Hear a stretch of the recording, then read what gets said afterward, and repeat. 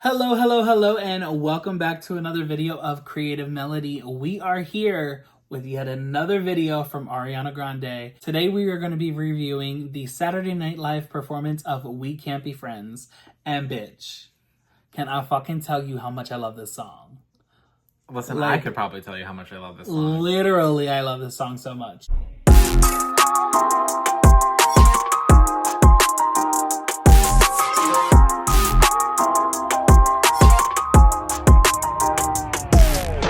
Until I feel the vibrations.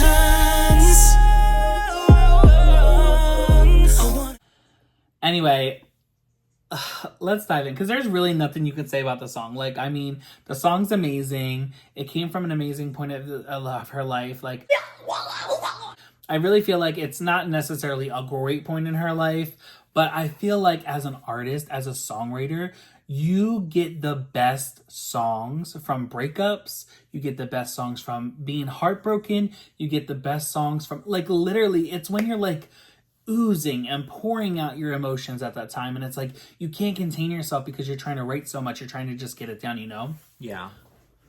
But I will say, We Can't Be Friends is just one of those songs that it's like, it reminds me of Robin's song. Dancing on My Own. Dancing on My Own, yes. And it's like, it's one of those sad, heartbreaking songs that you're just like, you know what? Even though this is sad and heartbreaking, you still need to power through it. And we just need to give that anthem. You know, that anthem of, bitch, you can keep doing it. Just keep going. Keep reaching for it. Because that's what you need to do. Like, literally, when you're heartbroken, it's like, girl, okay, you down. I'm going to let you be down for 2 days. And then I'm going to have you come pick your stuff back up and get the fuck moving, girl. Because there's plenty out there. Plenty of it. Ladies and gentlemen, Ariana Grande.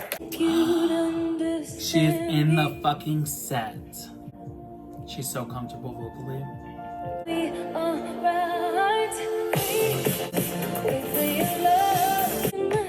We sit in silence. Good. Said we can't depend. Wait until you're left. I'll wait for your love. Maybe I'll still you're hanging. Now what you need in the night. So that we can't be friends, but I'd like to be your love. I'll wait for you.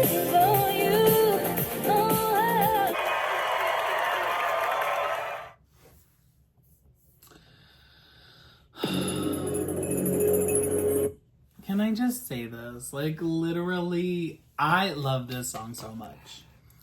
I don't think I can say it enough. I really, really love this song. It's just so perfect. It's such a perfect song. The way it's written, everything about it, it's just amazing. What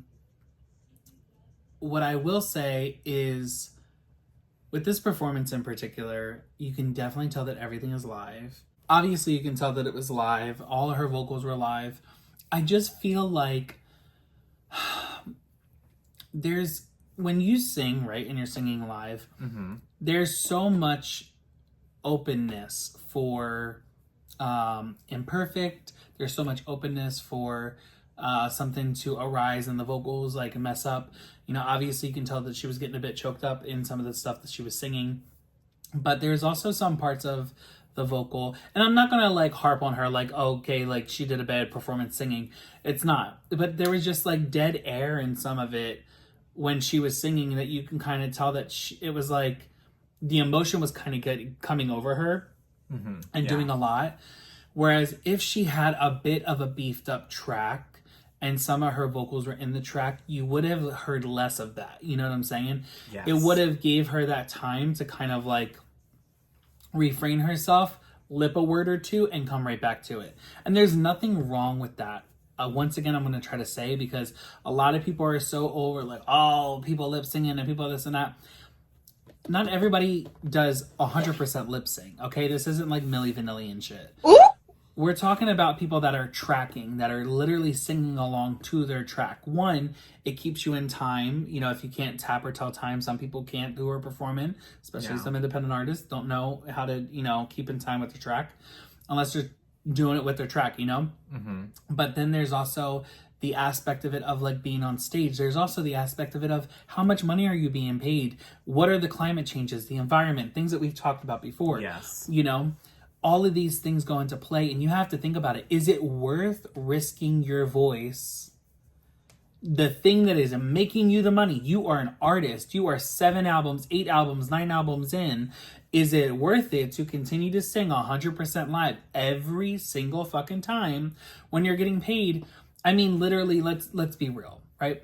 When people are doing these performances, they're really not getting paid. A lot of it is like promotion. So a lot of it is you come onto the show, you promote your album, you're doing it for free, and you have this performance, and you still have to pay all the people around you, the band, the whoever is coming in your set with the dancers, whoever. Yeah. People who are there for lighting and stuff are usually paid from whatever, you know, Jay Leno or whoever you're on their show for.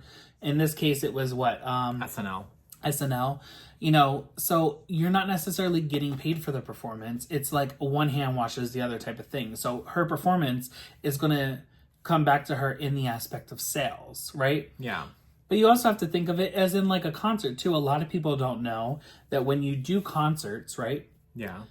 People like Live Nation and stuff own the venues, right? They sign you to a contract to come and perform. You only make money on the actual hard ticket sales. You don't make any money on anything outside of your merchandise. So the food, the beverages, the parking, you don't make no money on that. And you also have to split a percentage of what you're making in those ticket sales to get money back to pay the contract that they're giving you. Also, sometimes you have to pay your band. Well, most of the time you have to pay your band. You have to pay the staging. You have to pay the lighting. You have to pay everything. There are tons of people who follow you on the road that are in your tour, you know, that are part of it. There's buses, there's trailers, there are fucking Mack trucks galore that follow with these stages and stuff like that. There's a lot of people that are in each city that are kind of hands-on and need it when needed, and they're hired on like Live Nation's behalf or whoever is going to be taking care of the stadium. But a lot of it comes out of your pocket, and then you're also paying the label. The label takes a cut, Live Nation takes a cut, the venue takes a cut. They're all filling their pockets before you're filling yours. So really, at the end of the day, if you're making $1 million per city, right? Yeah. You're probably shoveling out $200,000 or $800,000 or more to everything that goes on around you. So really, what are you pocketing? Yeah. Besides maybe the merchandise. Now, maybe you sell fucking $500,000 of merchandise. Okay, so you broke even almost because you paid $800,000 and you're walking away with $7. You know what I'm saying? You're pretty damn close to even. That's pretty decent. But then you have to repeat that and repeat that and repeat that and repeat that. And what if some shows don't sell out and they put your tickets on sale? Well, then you're Jennifer Lopez. Send in that clip of Janet talking about how she wasn't one of them. Some of us didn't have to cancel our tour. No, I'm kidding. No, but it's just like a lot of people don't think in that aspect of things. A lot of people don't really get to see what goes on in the back, you know, round of all this stuff. And it's like they're not really making much off the album. I mean, literally, if you're sitting here talking about album sales as well, and Ariana Grande is doing this performance on SNL for free to be able to promote her stuff, she's making probably 9-10 cents an album. After the singers, the background artists, the songwriters, the producers, everybody else, the engineers and everybody else that was involved in it, the people who did the photo shoots, all that stuff, everybody who's involved gets a cut, and the label gets a cut, and the distributors get a cut. Everybody gets paid off of that $10 album. That's why a lot of people and a lot of artists are moving to doing their albums from their website. Have you seen that? Because they don't have to pay for the distribution. They don't have to pay for everything to get sold out. Now, again, there's a huge market difference in it because we've moved over to almost streaming. We're not sending out units. And a lot of people don't know that when they would do albums before, they would send out units, right? Yeah. So there would be like a shipment of like 200,000 albums would get shipped out to the stores. It wasn't necessarily the sale that happened, right? It was the units that were shipped out to the store. Because if you realized when you buy 3 or 4 copies in the same transaction, it only counts as one. it doesn't count as 4 different albums, right? Yeah. They're doing it by the units. So when they get certified and stuff, it's only going by the units. It's not going by the particular album sales or the discounted albums or the this or the that, you know. Everything goes into kind of like different bins when it gets sorted, and then it comes together. And the artist truly gets screwed over in the end, because they're the ones who are doing this because it's their passion. They're the ones who are doing this because they love it. They're the ones who are performing basically for free to promote an album, to make the label more money and everybody around them more money, and they're taking peanuts on the dollar.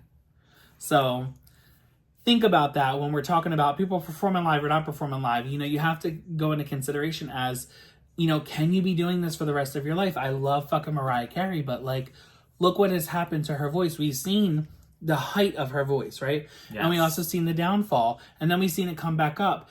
People's voices are like that. Adele went through the same thing. Adele had to have surgery.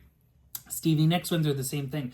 Rod Stewart went through the same thing. People who do shows in Vegas, they go through dry throat, right? They're under the weather because it's constantly dry. It's a different climate there. They're constantly having to go through these different things with their throat and these vocal exercises and all this stuff and stay hydrated. You can't always do that all the time. You would love it for it to be perfect and 100%, 110 times a day. But you have to understand how to take care of your voice. And not all these artists are taking care of their voice like that. Yeah. Truthfully. So, as far as for me for this performance, was it her best vocally? No. I would say it's one of her better ones. I loved it. It wasn't imperfect for you. Well, yeah. But it wasn't some of her biggest performances. You know what I'm saying? Like, yeah. But I mean, listen, I will say the visuals for the set was absolutely amazing. So gorgeous. And you can tell that she put in a lot of thought and detail into it, because it all related to the music video, which I really love. You know, she brought that live to the performance, and not only that, but there was a sense of fantasy in it. You know, she had the changing of going in water and flying in the sky, and it went going underwater. Yeah, and the house went from being normal to deteriorating with evergreen and vines growing over everything. Snow. And then it snowed, you know, it got covered in snow. And then having that little TV, too, playing the music video. Which I think is actually from the music video. I don't think it's necessarily from the set itself. Because if you look at that TV, if you kind of zoom into it, the wall behind it is a real wall. And so I think what they did was they took footage from the music video itself, like leftover extra footage from the music video. And they just kind of like pieced that in there so that like you thought, oh, okay, well, this was this. It's all about the lighting too and how you do it, like to make it look like it's, you know, it's something different from the music video. Yeah. So that's all they had to do was kind of like make it a little bit more raw, unedited. Yeah. Well, and like I said, you know, I think that that's just a cute detail. You know what I mean? Like there's a lot of cute details in this. And so I think that's what made the performance, you know, great to watch. Now listen, the clothes. Bruh. I get what she was trying to do. I get what she was trying to do, because she was trying to emulate what she wore in the video. With that long-haired, I don't know if that's sheep's fur or something like that. But that long hair matted fur thing, you know? Yeah, the coat. Yeah. Yeah.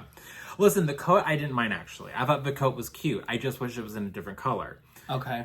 What was this dress that we were wearing? What was the reason? I had a reason. What was the reason? What was the reason? That I just did not like whatsoever. And did you see what they did to her eye? I literally was waiting, because I was like, I'm not even going to say anything. I'm going to wait till you clock it, because if you don't clock it, I'm going to fuck you up. I was like, these bitches didn't even paint it on. They taped that fucking thing right over her eye, because it kept moving. It kept lifting. Yeah. They cut some paper and put it on her eye and said that was it. I was like, this is how you know they didn't hire a homosexual that day for the makeup. No, they did not. And that's kind of what pisses me off. And I'm just like, Ari, you have your brother. That doesn't mean he knows how to do makeup. No, I'm just saying, you know homosexuals. So She does. you can't sit there and tell me you didn't know there was a homosexual in New York. Right, there was somebody. There was a lot somebody. of homosexuals in New York. Yeah. There's definitely, at least one homosexual was on set. Oh my god. Did you see that? The devil tried to take over. No, I mean, listen, it was still a great performance. The look was, I could rate the look on a whole nother level, but we're gonna stick to the performance, even though normally we usually count the look into the performance. Yeah, itself. no, we count the look into the performance. Go ahead. But I'm gonna give the performance an 8. I'm gonna give it the same. Yeah, Okay. I think I'm gonna give it the same. I really, really love the theatrics. I love the look. I love the stage. I love the layout. I think she's probably one of the first who are really like going for this initiative of constantly like imagining the stage that she's on to be something different. I think it started back in like the Positions era. She had like that where was it that she had like that light? I think it was like a Vivo performance or something. And then she had like the ground be all grass, and it was just like in like one of those like warehouse shoots. It was really, really pretty, and I absolutely loved it. There was a lot of like live sound. There was a lot of editing that was done. It was really, really pretty. And I really feel like that kind of changed her whole dynamic on making the sets come to life. Yeah. Because then after that is when we got, well, I guess, wait, Thank You Next, because on Ellen, I don't know. I don't know when it happened in particular, but it was around like, that time, I would say. Yeah. Yeah. Between Thank You Next and to the next one, where she kind of like started to bring the stage to life. And it's really a great touch.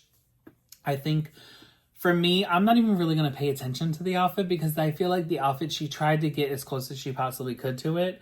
I can't remember if she was wearing a dress in We Can't Be Friends under that fur because the fur was just too obnoxious and like in the way. But the makeup really pissed me off. It really pissed me off because I don't know if you guys know this or not, or if you guys follow her Rem Beauty, but in Rem Beauty, she does all of her looks for each of her music videos. She then like sends out like a blast email or a text message of like how you can get the same look and how you could do this and that. And it's like, okay, well, if you could simply get the look because it's your makeup line, like why didn't you replicate it? Yeah. Why didn't you have the same person come and do your makeup that day? Or, I mean, even at that, this one did your fucking makeup and got close to it, did the little bumps and stuff. Yeah. Like, do the same thing. Like, I just don't understand why those details were almost executed, but not executed correctly. Yeah. It's like, it was kind of like, oh shit, that eye thing. We should do the eye thing. And oh my God, wait, that fur that I was wearing, we should add that as well. And it's like, Yeah. close. Thanks for putting it in there, but it's like, Yeah. Thank You Next, actually. But no, I'm kidding. But no, I absolutely love Ariana Grande. I think she does a lot of things with intention, and I think she is an amazing vocalist, an amazing songwriter. I am loving that we're not getting Victoria Monet, on this album because you're finally getting to see after a couple of albums how Ariana writes. Yeah. And her writing style and what is, because you have her team of writers that were on the last couple of albums, then you have her and her new team that was on this album. And it was like, what the things that kind of transpired over are definitely the things that are kind of a little bit more true to Ari, or things that she picked up on that she kind of likes in her like music aesthetic for herself, her artistry. Yeah. But I feel like you're getting more consistency amongst what it is that she has. Like there's consistencies between the projects that kind of link them together back to the same artist. It's not like, oh, we heard these 3 albums and they sound like they're from a completely different artist than this album's from, Yeah. And it's like, I really do appreciate that as well. So, yeah. But thank you guys so much for watching this video. We are going to check you in another video because we got plenty more. I mean, this list is ever going. I mean, literally, I think we have more Ariana Grande coming up. So we will catch you in another performance, another live performance. And if you want to click down below, you'll probably find it. It's going to be The Boy Is Mine. Be sure to like, comment, and subscribe and hit that notification button to make sure that you are the first to know about all of our videos that are about to come out. Because if you don't know, how are you going to know to come back? We got videos almost dropping every day. Literally. For real. We'll see you in another video, though. Bye for now. Bye.